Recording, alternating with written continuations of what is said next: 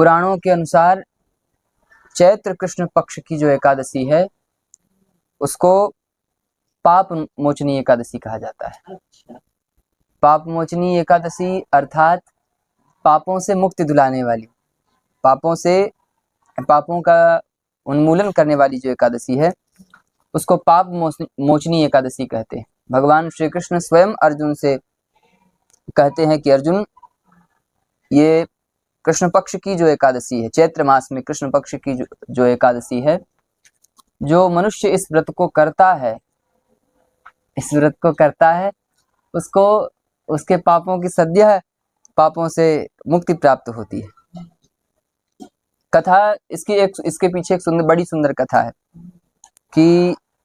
भगवान एक बार अर्जुन से कहते हैं, राजा मानधाता हुए। राजा मानधाता ने एक समय में लोमस ऋषि से जाकर के जब पूछा कि हे ऋषिवर्य, हे महामुनि, यह बताएं कि मनुष्य जो जाने अनजाने में पाप करता है और जिस उससे कहीं किसी प्रकार से अनजाने में पाप हो जाए, जान करके पाप हो जाए,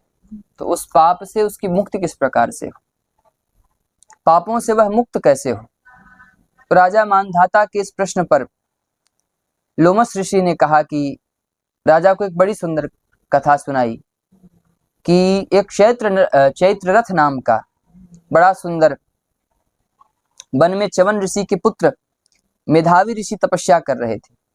एक सुंदर वन था चैत्र रथ नाम का, उसमें मेधावी ऋषि जो कि च्यवन ऋषि के सुपुत्र हैं, वो तपस्या कर रहे थे, तपस्या में लीन थे। और इस वन में एक दिन मंजुघोषा नाम की अप्सरा आती है। मंजुघोषा नाम की अप्सरा ऋषि की तपस्या को भंग करने के लिए आती है और अप्सरा की दृष्टि जब ऋषि पर पड़ी तो ऋषि का ध्यान भंग हो गया और जिस उद्देश्य से वो आई थी वो अपने उद्देश्य में सफल हो गई। ऋषि का ध्यान भंग हुआ और ऋषि को अपनी ओर आकर्षित करने का प्रयत्न करने लगी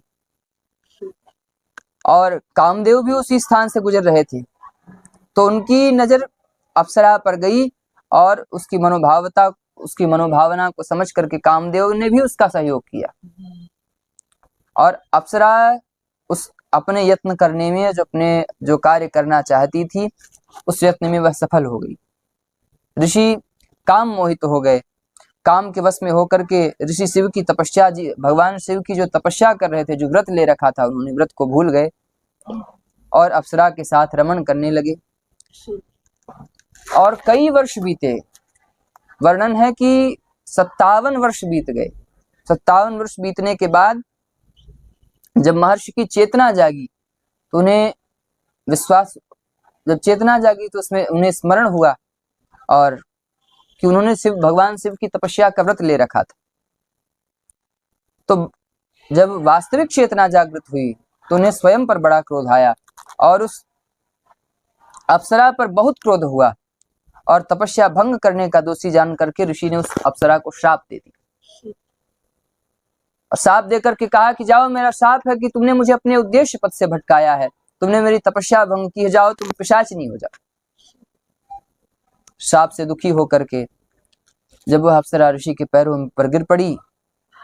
श्राप से मुक्ति के लिए जाकर के अनुनय विनय करने लगी, तो मेधावी ऋषि ने तब जाकर के उस अप्सरा को विधि के सहित चैत्र मास की जो कृष्ण पक्ष पड़ता है, कृष्ण पक्ष की जो एकादशी है, पाप मोचनी एकादशी करने का व्रत बताया और कहा कि भोग में निमग्न रहने के कारण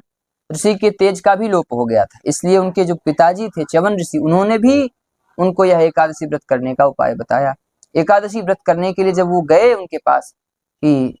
पिताजी के पास गए और प्रार्थना करी कि मैं क्या करूं, तो उन्होंने भी आज्ञा प्रदान की कि आप भी इसी एकादशी के व्रत को करिए। और उधर क्या हुआ कि इस व्रत को करने के प्रभाव से अप्सरा जो थी वह भी व्रत के प्रभाव से उसके पाप जो थे विनष्ट हो गए और पाप के प्रभाव से मुक्त होकर के पिशाच योनि से मुक्त हो गई और उसको सुंदर रूप प्राप्त हुआ और जा करके वह स्वर्ग के लिए प्रस्थान कर गई। बोलिए भक्तवत्सल भगवान की। इस व्रत के विषय में भविष्योत्तर पुराण में विस्तार से वर्णन किया गया है, क्योंकि इस व्रत में भगवान विष्णु के चतुर्भुज रूप की पूजा होती है। और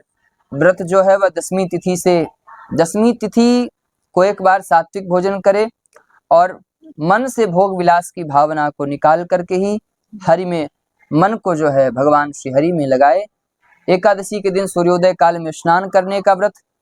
का संकल्प करे और संकल्प के उपरांत भगवान का सुंदर जिस प्रकार से हो सके षोडशोपचार हो सके, चाहे 10 विधि से हो सके, चाहे पंचोपचार भगवान का यथाशक्ति भगवान की पूजा करके भगवान श्री विष्णु का पूजन अर्चन करने के पश्चात भगवान के समक्ष बैठ करके यदि हो सके तो भगवान की सुंदर कथा का श्रवण करे, सत्संग करे। एकादशी तिथि को जागरण करने के लिए यदि जागरण करता है, जो व्यक्ति जो व्रत का अनुष्ठान जिसने ले रखा है वह यदि जागरण करता है तो उसका कई अनंत गुना पुण्य फल प्राप्त होता है। और